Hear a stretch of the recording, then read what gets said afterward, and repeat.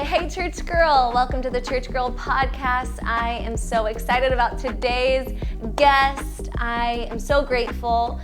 This is my friend Jess Bailey, and I'm a fan. I would say I'm a fan of yours, Jess. Jess is an influencer, and she happens to be best friends with my brother and his wife. Them as couples together are best friends, and so it's just fun to have you on today. Yes. She's in New York City just for a quick little stay, and I said, come over, let's have coffee, let's talk. And so thanks for being on. Yeah, of course. And yeah, here I am. I feel like it's so funny because I've known David and Karina, not even for that many years, but Right. It feels like it's been a decade, and I've met the family. I talk to Tina all the time, so it's like Tina. You're the like last missing puzzle piece to the Yes. trifecta. Yes, my mom, if my mom is your friend on social media, she is your supporter. She's the best. Shout out to Tina Cook. Yes. But yeah, it's just fun. It's fun. I love meeting new friends who are friends with my friends or my family because you're like, oh, we already kind of know each other. We have something in common. We share like people that we love, and that's really sweet. And so, so I'm excited to talk all about you, all about your story. And so I was watching you online. I've followed you for a little bit, and I've thought about how you have all these cute reels with your family. You've got a 15-month-old. 15-month. Yes. And what's his name? His name is Ace. Ace. And he is so cute. Oh, I love him. Oh, he's adorable. And I love the way that you show your family and your lifestyle and fashion. But what I really love is that through all of it and all of your influencing, like when you boil it down, you're a church girl. I am a church girly. You're a church girly. And so I was like, we have to have her on. And but maybe kind of share a little bit of your story with us and how you got started in influencing and kind of how that all began. Yeah, it was definitely an accident. I worked in sports. I got my master's degree in sports management. So I worked for a number of LA teams, pro teams, minor league level. And my last gig was with the Dodgers for a few seasons. Okay, we haven't talked about this yet. Let's address the elephant in the room. That was brutal for us. Yeah. It was sweet for us. Yeah. Taylor and I actually went to Game 5. We saw. It was just we laughed because it was probably like the only date night we've ever had where we haven't spoken. Like we barely spoke. We got there was so much going on, and then we got to our seats. We were in the last row, backs against the gate. Yeah. And the game started, and it was epic, like home runs out the gate.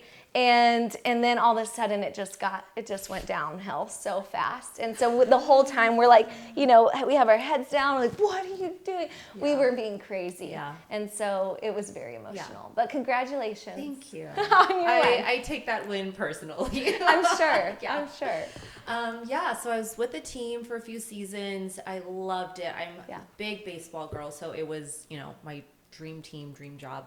But I wasn't growing anymore, and the front office is very small. So one person has one role, and if they're not leaving, you're not going up anytime soon. Got it.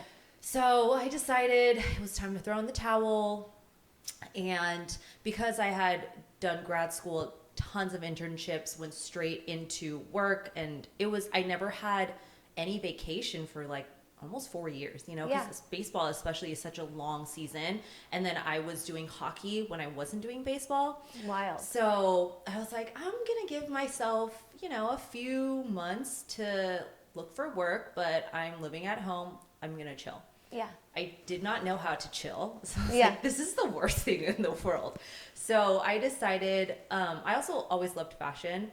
So a lot of my friends would always ask, hey, I need outfit ideas for so-and-so, or this event, whatever. So fun.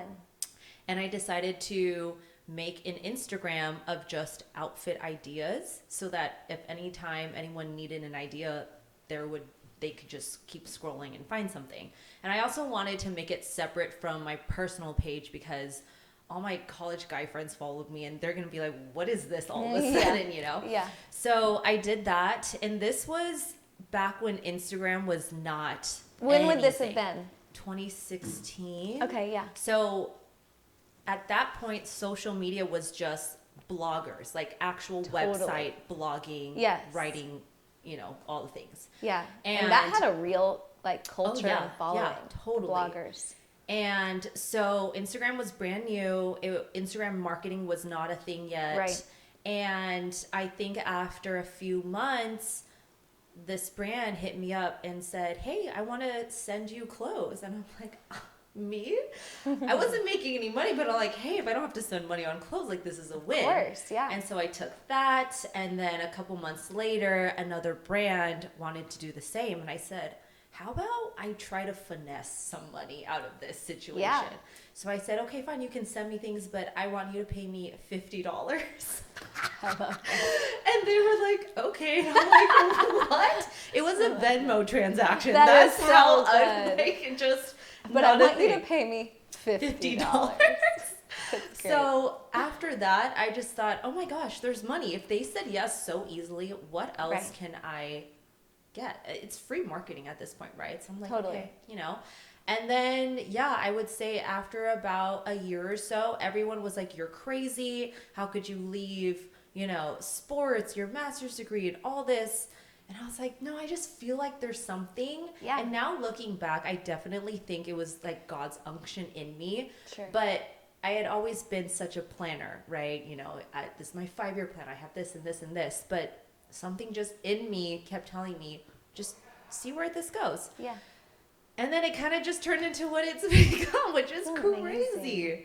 And Yeah, that's so fun. So did you end up merging the accounts? Like, or do you still never. have two? I actually made my personal account my dog account. I just great. posted photos of her. That's amazing. So cool. Yeah. And the rest is history, right? And it's kind of fun because I think that you spoke about, you know, kind of an unction in you, right? Which is kind of like at that time wasn't really something that you were thinking, oh, God is speaking to me, right? So tell me a little bit about your faith journey, how you came to know Jesus and a little bit about that. Yeah, so I grew up in a Christian household, but it was Asian, strict, and I was also the only child. So there's that in itself, you know.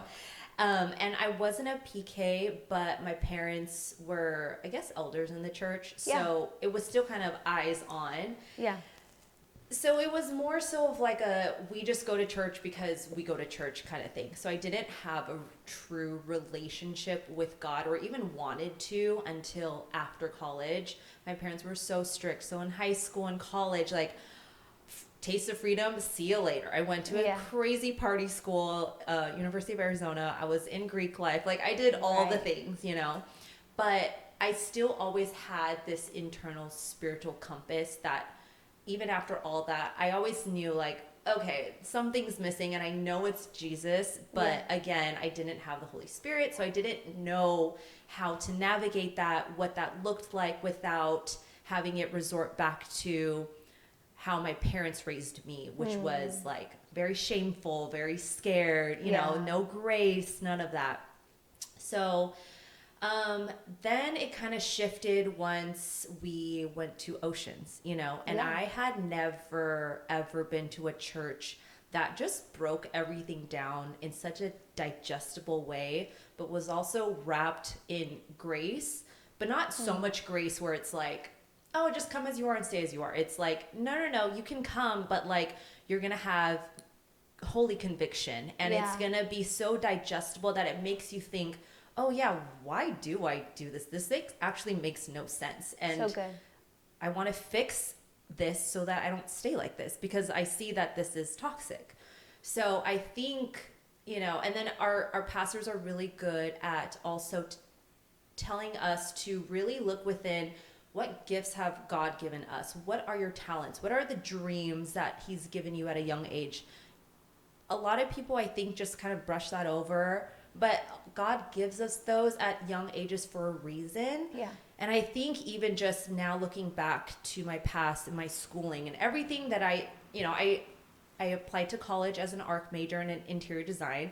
And then I left that for business, and then I left business for sports, and then I left sports for fashion, and none of it makes sense. But now looking at my life, I do literally a little bit of all of it, and I've always kind of had like a humanitarian piece to me, which now I can see, is through pretty much evangelizing on my social media for Jesus. Yeah. So it's cool to see everything come full circle. And when they kept talking about it, it kind of just, everything was just connecting. And I was like, wow, this is so cool. And then I got baptized in the Holy Spirit. Amazing. I got my spiritual language. And I'm like, this is so cool. And was that all like really new to you? I had been around it because the second half of my childhood was an apostolic church. So we were already in deliverance, and I've seen all that stuff. Yeah. But I think I just always associated those gifts and the prophetic and all that with, only pastors get those gifts. I'm just a little girl. So like, that doesn't apply to me. Like, I'm here for it and I get it, but like, I'm not worthy of that because my calling is not to be a pastor or like whatever. Right. So yeah, when we started receiving all those gifts, I'm like, everyone has access to this, but so many of us just write it off because we don't know any better and we've never been taught anything different. And it's like,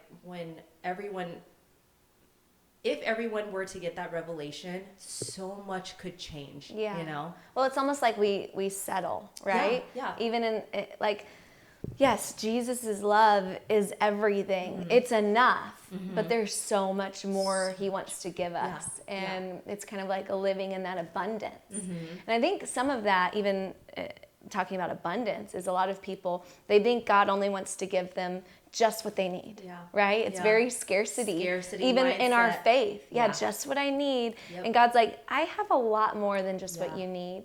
I have abundance for you in the way that you think. And how I want to bless you, totally in the tangible things, but in my spirit, there's abundance. And so it's so fun to hear you talk about that. When you're talking about just coming to Jesus and kind of, that wasn't too long ago, coming back to Jesus. When was that? I would say it started in 2016, but I didn't know what I was really doing. I just knew that there was more. And then we really hit the ground running, I would say in 2020. My husband used to be a police officer, and he comes from a divorced family, and it is quite common for police families to head that way. And so he made the decision, just kind of seeing like where our lives were going. We were literally roommates. We were newly married, but because my career was taking off, I was traveling all the time. He worked weekend graves. You know, I would wake up, he would go to bed, and then I wouldn't see him, and then I'd come home and he'd be going to work. So it just wasn't what I think God wanted for us. So he made the decision to quit, and I was doing it good enough that he could be a stay-at-home dad, in which we wanted to start a family. And I'm like, look, I want to be a mom, but I don't want to have resentment towards you of like, you're never going to be here. And his dad never showed up for anything. So he's like, I don't even want to go down that road. So why am I choosing an occupation where I would potentially be reliving something that I was trying to get away from? I'm not saying that that's the case for every like law enforcement family, but that just hit different for us. So after he quit, we decided to do a year of Oceans College at our church, which that was just like, it's everything that I didn't think I would need. You know, I thought I would go into it, I would become a scripture girly. I'd be like, oh, you're dealing with that sister, like Matthew, whatever. Literally not that, because I got pregnant the 5th day of college. Oh my God. I missed like majority of class because I was so sick. And then the later half of the class, I just laid horizontal in the back and slept. So that was kind of it. And slept. But during that. Did you graduate? Grace, yes, by the grace of God. By the grace of God. But in that, I think God was like, it's not going to be about the scriptures and the stories. It was so much like scraping out all the existing gunk that I literally needed to shed. Generational things that we both had to cut off on both sides of the family that we didn't realize we had, things we lived in, because everything was for Ace. And we had so many words of like, Ace's floor is going to be your guys' ceiling. So we knew in that we had to do the work of like, okay, we're not just bringing another child into the world. Like, we are bringing potentially, not potentially, because we know, like, the calling on his life, like a world changer. And like, there's so much more responsibility, I think, to having children than just like having kids to have kids, you know? Yeah. And so we didn't take that lightly. So we really, I mean, my identity was in my work. So God also had to extract me out of that. I was so sick. I barely worked. My income was cut like severely. And it was a lot of just God telling us, you're not planning your life out anymore, sis. Like, you're going to stay the path. It's going to be so hard. It's going to be painful. It's going to be ugly. You're going to lose friends. You're not going to want it. I'm going to purify literally every single thing, but it's going to be so sweet and rewarding after, which it is. I feel like we're now living in such a fruitful season. So and beautiful. Had we not done the work, like I already knew what I would have been living for, and it is nothing near what we're in now, with less money, with the less flashy things, with the less influencer trips and whatever, you know? Yeah. Yeah, you just, God always knows. And it's like getting a revelation of that your freedom isn't just for you. Yeah. Your salvation isn't just for you. And I think even when it comes to CHURCHGIRL and the CHURCHGIRL podcast, we talk so much about that. Is that, yes, like, I'm growing and God's called me to more, but it isn't just to keep in, you know, God wants to use it. And you talked about influencing and then faith becoming such a bigger part of your story. Was there any fear in being more vocal about your faith, and how did you navigate that? I think in the beginning, yes and no. I had always sprinkled it in, but I also sprinkled it in a way where I tried to not offend the non-believers of like, okay, well, you know, like, this is my devotion, but, you know, if you want to take out God and throw in universe, you can. And now I think about it, like, that's so cringe. Like, I'm so sorry. But, you know, I was just trying to, again, appease the masses. Well, but you know what I will say about that, though, too, is yes, maybe appeasing the masses, but also you were speaking from your your maturity as a believer at that time. Yes, very right? true. And I think that it's a good perspective, because we have to remember that like, we're seeing people online and we're not seeing professional humans, you know, perfect Christians. We're seeing people on the journey and kind of being more gracious to old Jess, saying, you know, if you want to put the universe in, is it totally theologically incorrect? Absolutely. But who knows how God still used it, because it's still his word. No, 100%. So. Yeah. And it's actually funny. I would say that the followers definitely dropped, but not as much as I thought it would. But the DMs and the amount of times that I have been approached in person completely skyrocketed. That's awesome. And I think it's because, well, one, most people are not going to divulge their like inner, oh my gosh, this, you know, crazy is online to a stranger.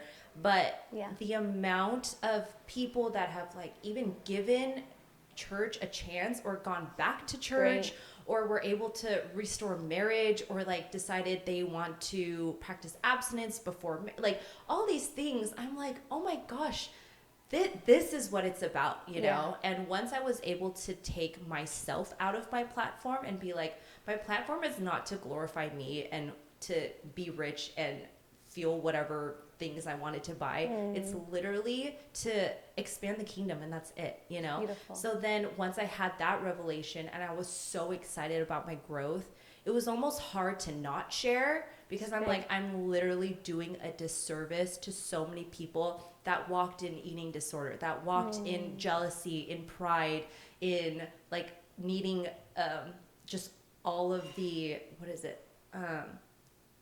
just needing approval from strangers on social media, all the things that the world tells you, oh, this is sweet, this is great, and it's like the worst thing in the world. It doesn't satisfy. And so I'm like, I can't not share it.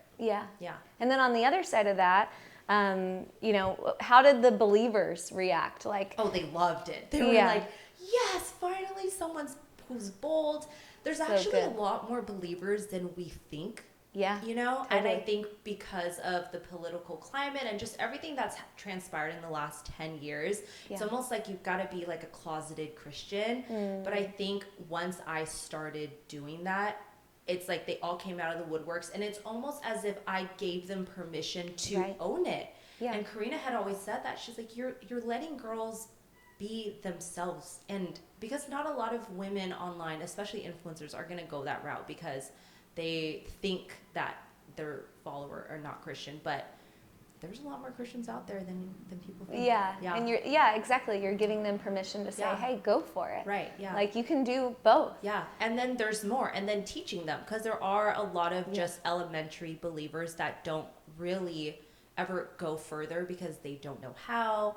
They're not plugged in. They don't understand why it's important to have a church community or go to church, you know, or read the word. It's just like, oh, I'm just going to do my one daily Devo page and then I'm done. And that's it. That's all I need to do. That's all I need to do for a week. Yeah. I love the way that you like kind of create an invitation to the people who follow you to learn more and to grow in their faith. And I think it's what you're saying. It's not just the one Devo thing, but it's like talking about how, you know, you can be creative in the church. I love that you talk about that. Yeah. I love your post about what people are wearing at Oceans. I think it's so fun, you know, where you can, because if we're not careful, we've kind of prescribed this idea that coming to know Jesus means life is boring. Yes, you have to look boring. And you let go of everything unique, creative, special, fun. When that's not the case at all. It's actually it's everything and more. Yes. You know? And so I think that you have a good perspective on that. I love the way that you share that with others. And because you've kind of been in that influencing world for a little while, could you share just a little bit about, you talked about eating disorders, you talked about validation from following. Maybe talk just a little bit about how God has helped you to kind of be secure in who you are and not need approval from others. And I don't know, maybe you have a story or there'd be something you'd want to share about that, or an encouragement to the girl listening and watching who's kind of facing that. I think a lot of it came down to when I was sick and pregnant with Ace. Because I love working and I put so much of my worth into work, and he stripped it away. I remember sitting in bed and I was like, all right, God, my gloves are off. Like you've made me so sick that I literally can't even look at my phone because blue light would make me vomit. And I'm like, what? Like, why? What? Like, have it with me. I can't go anywhere, so let's just hash it out, you know? Yeah. And I wasn't angry with God, but I actually felt for the first time like I could have an honest convo with him instead of being like, oh, okay, I'll just, you know, it was like, no, like, let's go. Like, like, tell me, you know, I don't want to feel this way. And I think when I really allowed him to expose the things that I put above him, I think that's when I was like, oh my gosh, okay. And so he healed my image. He restored everything that so good. Since I was a little girl, like all these lies, you know, or like people along the way in your life who just tell you things about yourself that are not who God says we are, but we believe it, and then it becomes who we are, and then we walk around with a chip on our shoulder, and you know, and then we try to then defend that and say, well, I'm like that because I'm a Libra or whatever you are, and someone did this, and I have the right to be this way. And I think once God stripped all of that, he's like, who are you? Who have I called you to be? Who? Good.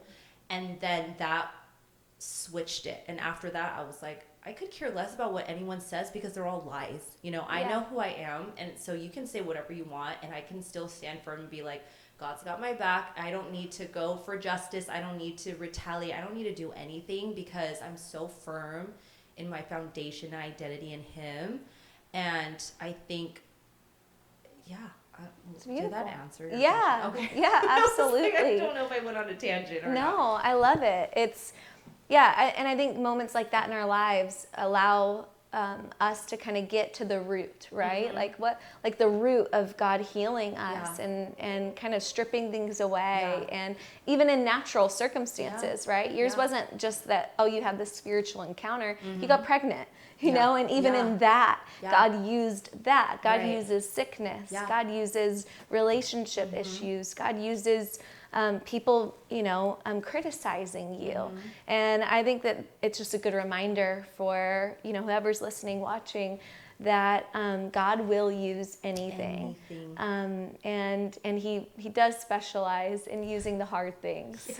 You know, I wish he would only use like the really good things. I know. But it's those really down and out moments, you know. And I like what you talk about, just about how that's changed your perspective, and just thinking of legacy, you know, and how you're kind of rewriting your story actively, and kind of talk maybe just as we get ready to close here about how that's been, saying, okay, I'm laying a new foundation for my family, for Ace, and, you know, the children to come, you know, just share a little bit about that experience and what you want to leave behind, and what you want him to catch now.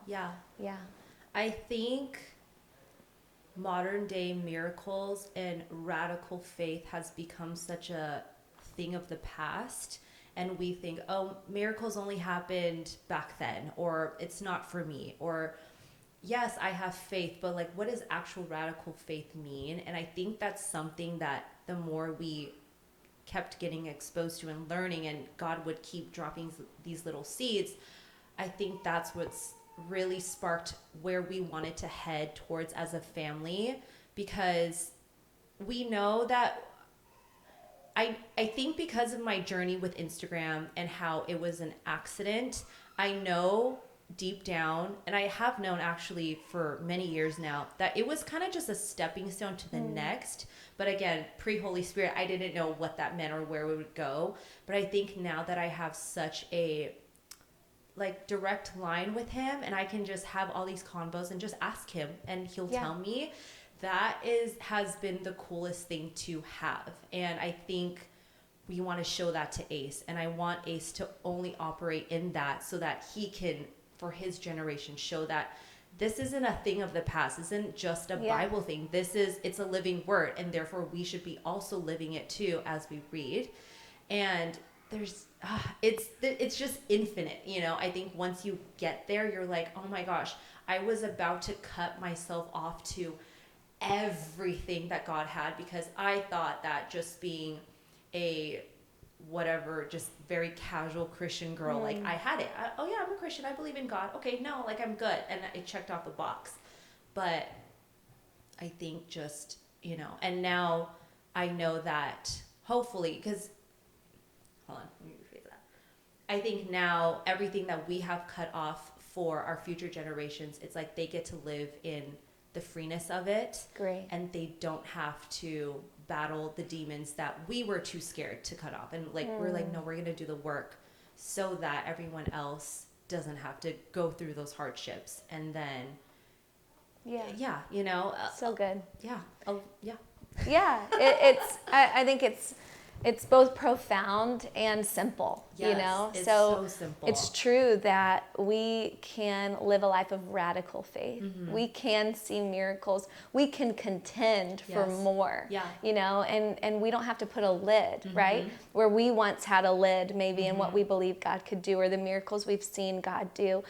We can show our children, hey, we're believing that you're going to surpass all of that, right? And you're going to believe God for even crazier things than we did, you know, and then doing the hard work. I think every family has to do it.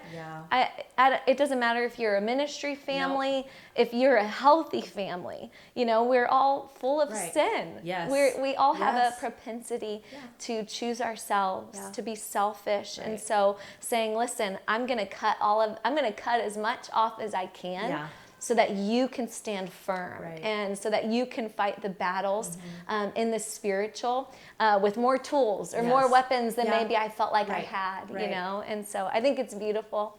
And I'm so grateful to have you on today and to hear your story and what God has done in you and through you. And Yeah, I believe that this is just the beginning. Oh, we always say that every day. Yeah. We're like, this is literally the beginning. The beginning. And you're about to open, or you just started your new business, right? Yeah, with your sister-in-law. With my sister-in-law, which is so special and cool. Yeah. Yeah, what is it? It's called Our People. It's called Our People.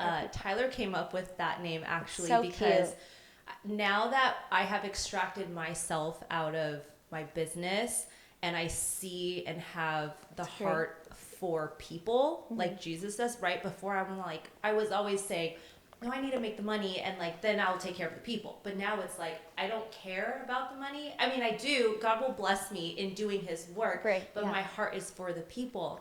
And so Karina and she's always wanted to give women confidence, like Jesus confidence, and find out what that really means. Yeah. She had always said that, and even for me, I'm like, that's just a bunch of jingle jangle words. Like, what does that actually mean? And then I found it when I was pregnant and sick, and I'm like, oh, I get it now. And yes, it is very important because it changes the trajectory of everything.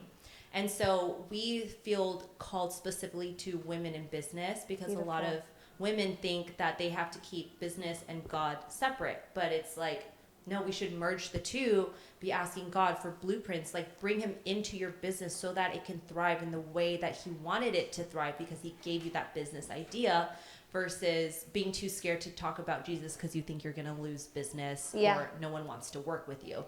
And I feel like that's actually been the opposite case, you know? So and cool. If God controls all resources and all things, why would he not fend for you? Right? So good. You know, it's like he literally controls everything. So why are we scared? Yeah. There's no reason to be scared. Yeah. So it's a big step of faith. Yeah. Right? Yeah. And that was an idea, again, kind of just like little seeds. And then our pastor one day told us, you guys should just do it. And we're like, yes, ma'am. And then we started praying on it. And little by little, it's kind of grown. And we had our first event and it was a crazy turnout.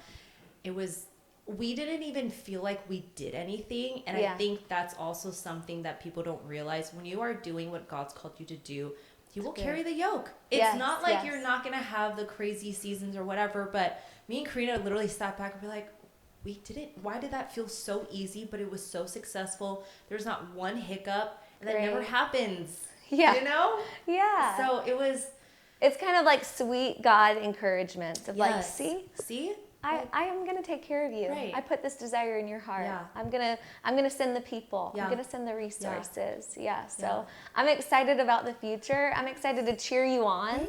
I think she has to come to Church Girl Conference, right? You have to be a part and meet all the girls. But I just want to say thank you, Jess, for being who you are.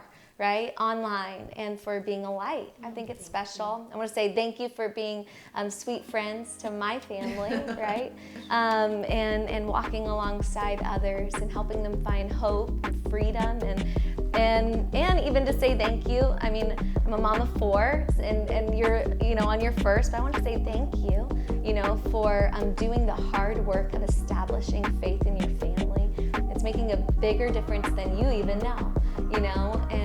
And being, a child of pastors and, all of that faith families, I can tell you, like you are setting a foundation that's going to change his life and his family's life. And so it's really beautiful to watch. And so thank you for joining. And thank you for watching and tuning in on the Church Girl podcast today. We're so glad that you're here for this conversation. And we'll see you next time. Bye.